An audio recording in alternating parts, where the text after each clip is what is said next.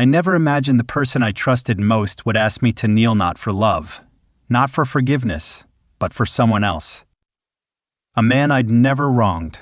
A man who despised me without reason, or maybe because he had every reason to ruin me. It was supposed to be our wedding week.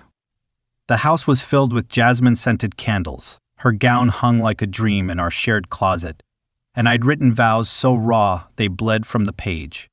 But instead of joy, I stood alone in our living room, rereading the message that shattered everything. He's like a brother to me, and you humiliated him. I can't marry someone so cold. Apologize or there's no wedding. I read it again, like a fool, hoping the words might change the third time around. They didn't. And neither did I. What she didn't know, what she'll never fully understand, is that I'd already made my decision before she pressed send. She was too late. Too blind. And far too naive. You don't betray someone who once bled to protect your heart. You don't choose your lover's lies over your fiancé's truth.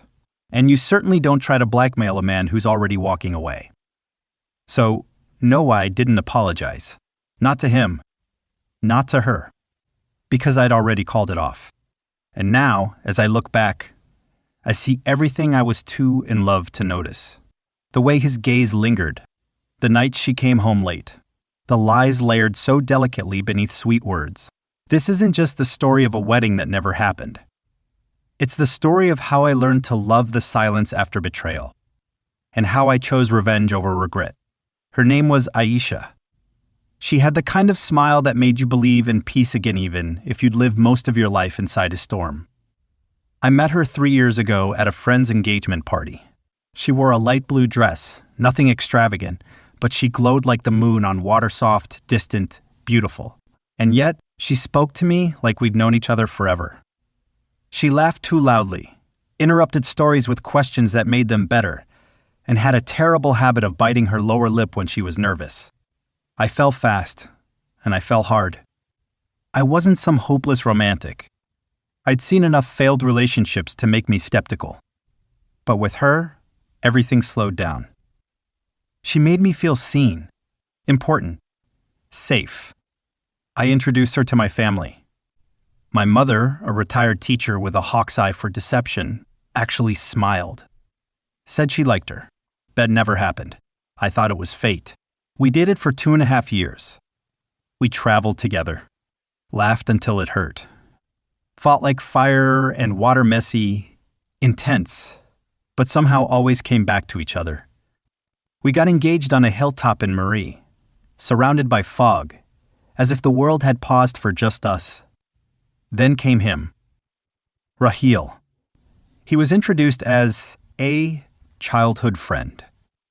Someone she'd grown up with, lost touch with, and recently reconnected with through a university reunion. At first, I didn't think much of him. He was loud, charming in a practiced way, and had the kind of laugh that made men uneasy. Too perfect, too smooth. Aisha claimed they were just friends. He's like a brother, she insisted. Don't be insecure. But something in me, call it instinct, call it intuition, never sat right with him. He hovered too close, knew too much, always showed up when we fought. I trusted Asha. Or at least, I wanted to. So I silenced my doubts, pushed away my questions, and gave her the benefit of the doubt again and again. I wanted a future with her. Marriage, kids. The simple kind of happiness people spend their lives chasing. But while I was planning our life, Raheel was planning my downfall.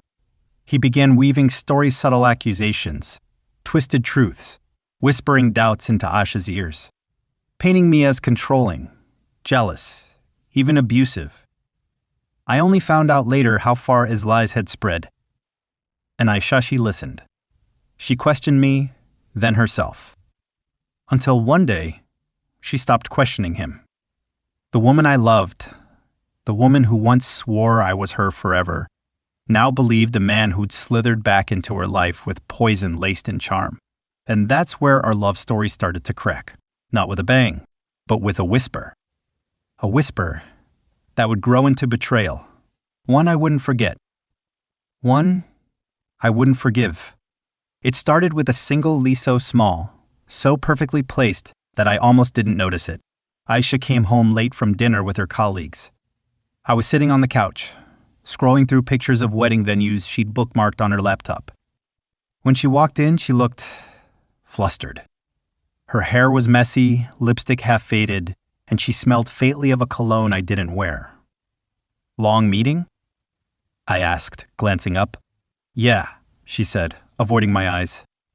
"Raheel joined us too. Just for a bit." I nodded, saying nothing. But something twisted in my chest. That night, while she was asleep, I checked her phone. I'd never done it before, didn't believe in it. But gut instincts don't come from nowhere. There it was. A message from Raheel, sent just an hour before she walked through the door. "I wish you didn't have to go back tonight." And her reply, "You know I had to." I felt the blood drain from my face. The next morning, I didn't confront her. I waited, observed, listened, let the pieces fall into place. And they did so neatly, it made me sick. Raheel began showing up more often. Random visits, casual invites, too many coincidences. He smiled at me like I was already defeated. And Aisha? She started pulling away subtly at first, then so clearly it stung. Until one evening, she exploded. "Why are you always watching me?" she snapped. "Why can't you trust me?" "I'm trying," I said quietly. "But you're making it hard." That was when she dropped the bomb. "Raheel told me what you said to him, how you tried to humiliate him in front of everyone." I stared at her, stunned.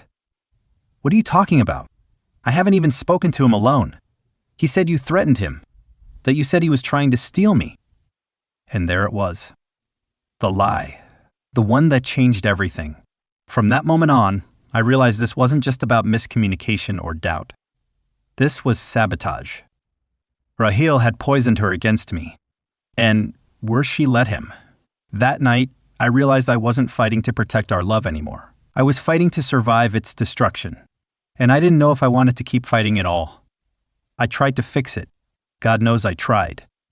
The week after that confrontation, I bent over backward to pull us back together. I canceled a work trip just to stay close, made her breakfast every morning, even offered to attend her yoga classes just to be present in her world. I gave her everything I had left even when she gave me nothing in return. But something had changed. She wasn't mine anymore, not fully. She still wore the ring. Still posted cute couple pictures on Instagram with hollow captions like "My Forever" and "Countdown to I Do." But in private, we were ghosts. Shadows sharing space but not warmth. Every word between us was a negotiation. Every silence, a battlefield. I remember one morning, I found her standing by the window, texting with a soft smile on her face. It was the kind of smile she used to give me. When I stepped into the room, she flinched and locked her phone. I didn't ask. I didn't have to. One night, my mother came over. She could tell something was wrong. Aisha greeted her politely, offered tea, but left the room the moment she poured it. My mother turned to me and said, "She's not here anymore. Her body is, but her soul's somewhere else." I wanted to scream. But how do you scream when you're the only one still listening? Raheel's presence kept growing. He was helping with the wedding, suggesting vendors, supporting Aisha emotionally.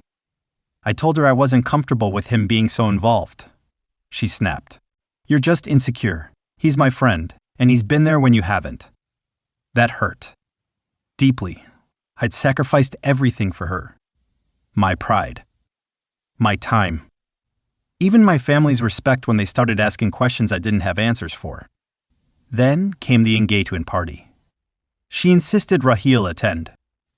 I begged her to reconsider. She didn't. He showed up wearing a smug smile and a designer suit, toasting us like he hadn't just gutted our relationship from the inside. He made a speech joking about how he'd almost stolen the bride. The crowd laughed. Aisha laughed. I didn't. I left early, claiming I felt sick. She didn't come after me. The next morning, she confronted me in the kitchen. "You embarrassed him." I turned to her slowly. "What?" "You walked out during his speech. People noticed. He noticed. I let out a bitter laugh. Good. Let him notice. She looked at me like I was a stranger. You need to apologize. To him? She nodded. Where there's no wedding. That was the moment I realized I'd already lost her. Not to a mistake. Not to a misunderstanding. But to a choice. A choice she kept making, again and again. Every time she believed his words over mine. Every time she let him play victim. Every time she asked me to shrink so he could stand taller. She didn't just betray me. She replaced me. Piece by piece. Smile by smile. Trust by trust until the man she was marrying was nothing more than a shell fighting to be worthy of a woman who didn't exist anymore. I should have walked away then. But heartbreak doesn't always come with clarity. Sometimes it comes with hope. And hope is the cruelest thing of all. So I stayed. For a little longer. Watching. Waiting. Drowning. Still trying to figure out when the woman I loved died and who this stranger in her skin really was. The truth came wrapped in silence uninvited. Undeniable. It was 3 weeks before the wedding. I had driven to Aisha's apartment to drop off the printed wedding cards. Her car wasn't there.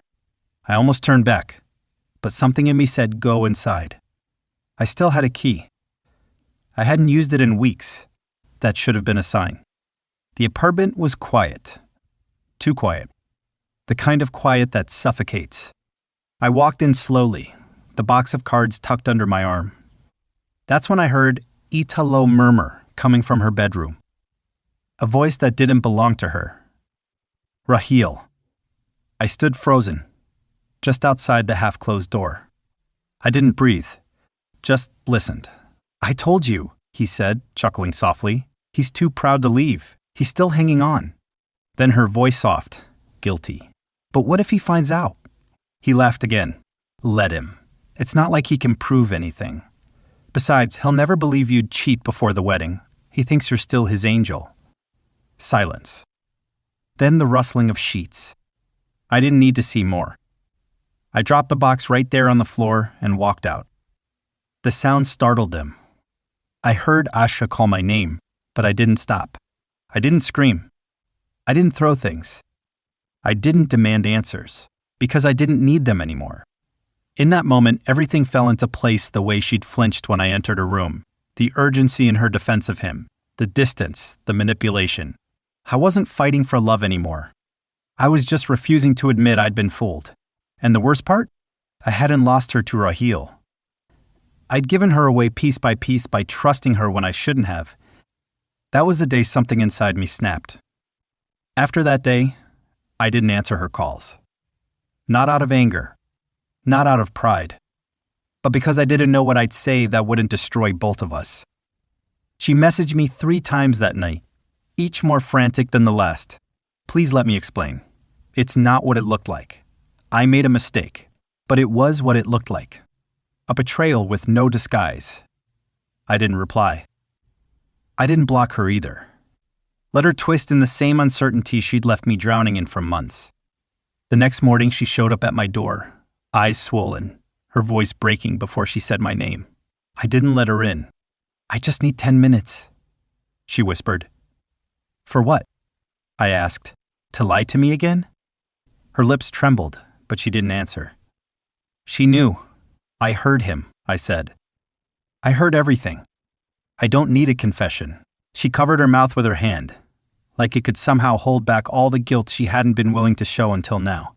I was confused, she murmured. I thought I didn't think you loved me anymore. I stared at her, stunned. So you slept with someone else to find out? She looked away, shame finally catching up to her. But the damage was done. The wedding wasn't just off. The woman I'd once pictured a life with had died in that moment by the bedroom door. I closed the door slowly. And for the first time in months, I felt quiet inside. But quiet isn't peace.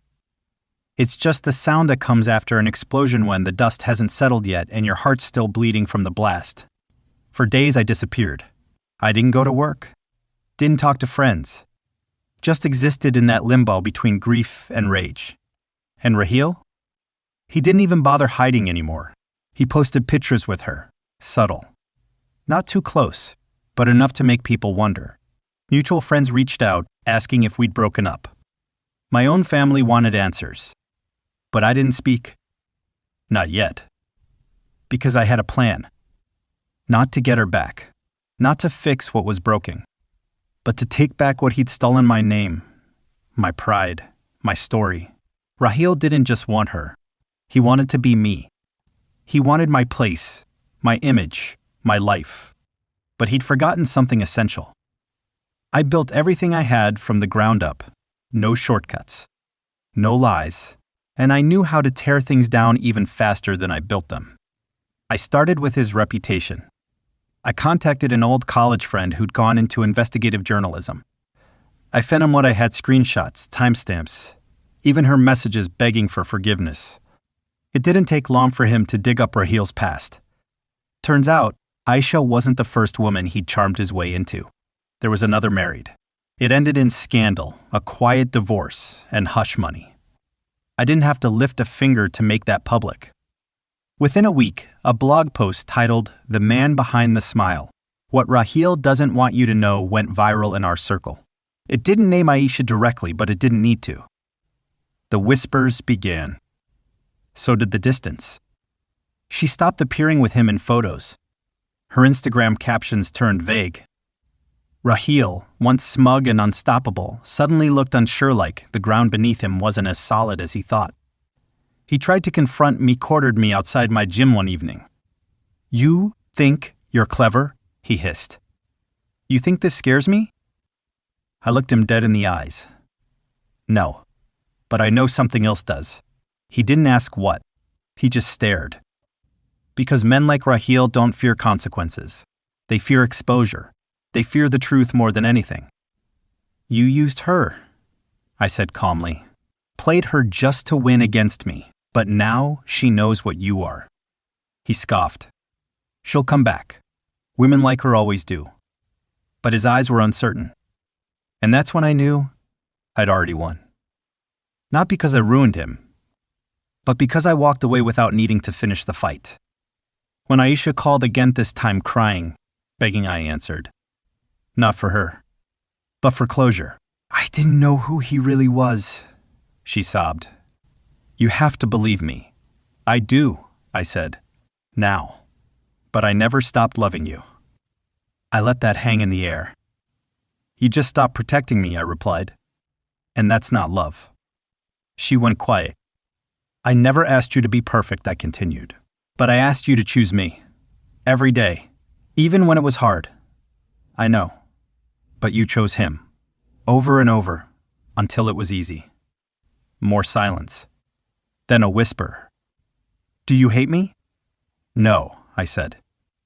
"But I don't trust you. And I won't build a life on top of broken promises." She tried to say more, but I ended the call. Not to hurt her, but because I needed to finally stop hurting myself. That night, I opened the drawer where I kept the wedding bands. I took hers out, held it in my palm. Then I walked to the trash and dropped it in. And for the first time in months, I slept.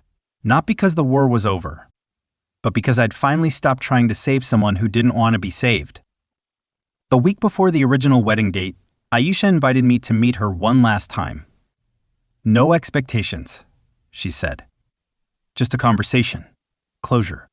I shouldn't have gone. But closure is a tempting lie. We met at the cafe where we had our first date. She chose the table by the window, our table. I almost laughed at the irony. She wore white. Not the wedding dress, of course, but something close enough to sting.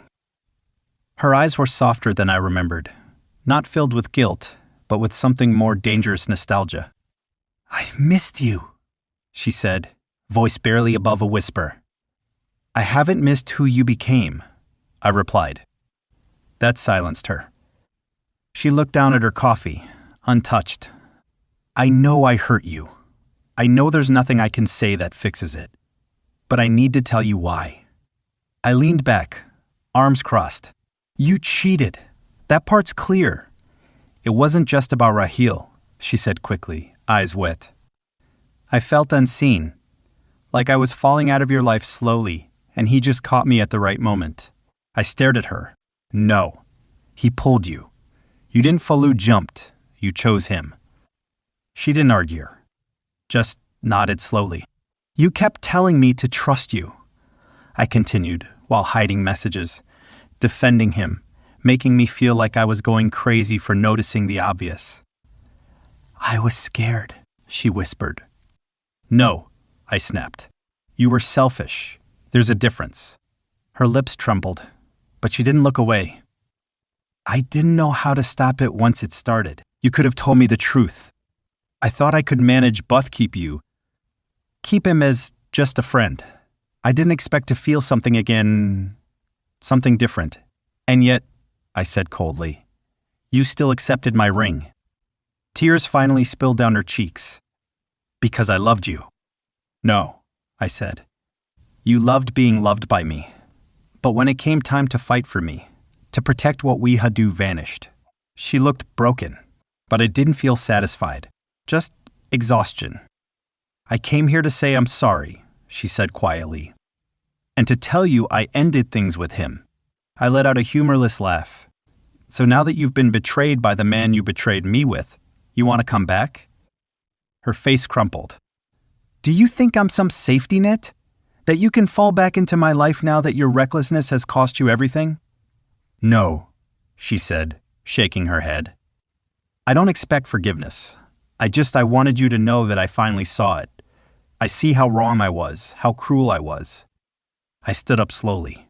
You're not evil, Aisha, just weak. And weak people always choose comfort over truth. She reached out, hand trembling. Can we at least try again? Just talk like we used to? I looked at her, really looked at her for the last time. You don't get to ask that, I said. You don't get to burn a house down and then ask to sit in the ashes like nothing happened. I walked away without looking back.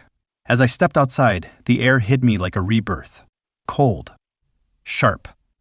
Honest. I thought I'd feel wrecked. Hollow. But instead, I felt clean. She had slandered my name, questioned my character, and sided with the man who worked to destroy me. And now, at the edge of her regret, she expected me to rebuild the bridge she had set fire to. I'd spent too long shrinking myself for her comfort, making room for her doubts, silencing my instincts. But not anymore. That conversation wasn't about closure. It was about power. She wanted to feel better, to know that even after everything, I still saw her as someone worth hurting for. But I didn't. Not anymore. She chose him. She chose lies. She chose betrayal. And now, she could live with the echoes of that choice. Alone. People talk about heartbreak like it's a single moment, something loud, explosive, final. But for me, it wasn't like that. It was quiet. It was waking up the next morning and realizing I didn't care whether she called or not. It was making coffee without imagining her beside me. It was walking past her favorite bookstore and not stopping to pick something up just in case she'd like it. Healing didn't come with some grand revelation. It came in small, stubborn pieces. I donated the wedding suit I never wore, canceled the honeymoon, gave a deposit for the venue to a couple who'd been saving for years. Strangely, that helped, doing good with the ruins of what we planned. Raheel faded quickly after the blog post exploded. No one wanted to be associated with him once the truth surfaced. He tried reaching out to mutual friends, tried spinning it all as some jealous vendetta, but no one believed him. Not anymore. He'd burned too many bridges, too fast. As for Aisha, she disappeared from my life in the way people do when they're too ashamed to exist in your world anymore.